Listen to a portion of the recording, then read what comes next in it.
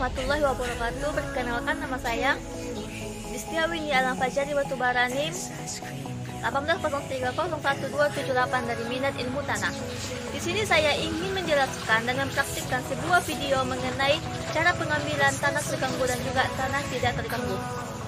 Video ini merupakan salah satu tugas dari praktikum fisika tanah Fakultas Pertanian Universitas Sumatera Utara. Pada video kali ini, di mana video ini bertujuan agar mahasiswa lebih memahami dan juga mengetahui bagaimana cara pengambilan contoh tanah terusik dan juga tidak terusik di lapangan secara baik dan benar. Baiklah, sebelum masuk bagaimana cara pengambilan sampel tanah secara terganggu dan juga secara tidak terganggu, di sini saya akan memberikan penjelasan sedikit, yaitu di mana dalam pengambilan sampel tanah dapat dilakukan dengan dua cara, yaitu secara terganggu atau disturbed soil dan secara tidak terganggu atau undisturbed soil. Sampel tanah digunakan untuk analisis sifat fisika, kimia, dan biologi tanah di laboratorium, sehingga pengambilan sampel tanah ini harus bisa mewakili kondisi yang sebenarnya.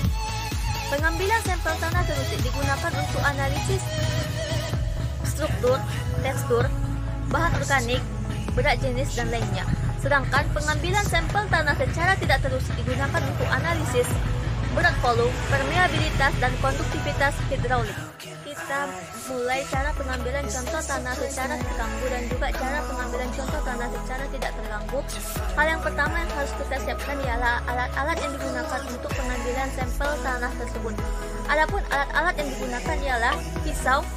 Pisau ini digunakan untuk membersihkan vegetasi rumput yang berada di atas tanah. Kemudian sekop digunakan untuk mengambil sampel tanah secara terganggu. Kaleng susu, di mana kaleng susu digunakan untuk mengambil sampel tanah secara tidak terganggu, dan juga plastik yang telah diberi label dan dicantumkan nama tanah secara terganggu maupun tidak terganggu. Kemudian tanggal pengambilan dan juga lokasi pengambilan sampel tanah tersebut. Dalam pengambilan sampel tanah secara tidak terganggu, orang pada umumnya menggunakan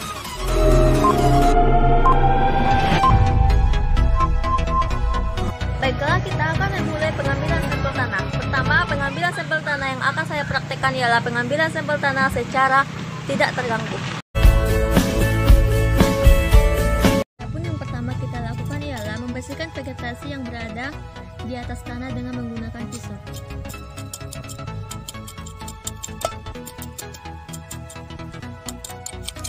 Setelah itu, masukkan kaleng susu ke dalam tanah tersebut untuk pengambilan sampel tanah secara tidak terganggu.